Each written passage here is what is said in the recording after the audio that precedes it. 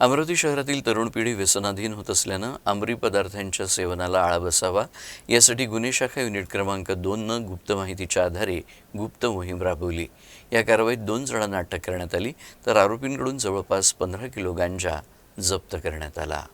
गुन्हे शाखेच्या युनिट क्रमांक 2च्या पथकाला गुप्त माहिती मिळाली की 2 इसम रहाटगावकडून अमरावतीकडे येणाऱ्या रोडनं एका मोरपंखी रंगाच्या बॅगमध्ये गांजा घेऊन येत आहे।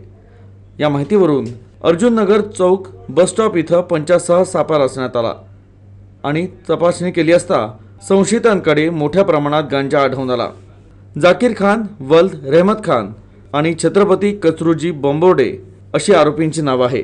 त्यांना गजभिये किराणा दुकानाजवळ शिताफीनं ताब्यात घेण्यात आलं। त्यांच्याकडून 15 किलो 425 ग्रॅम गांजा जप्त करण्यात आला।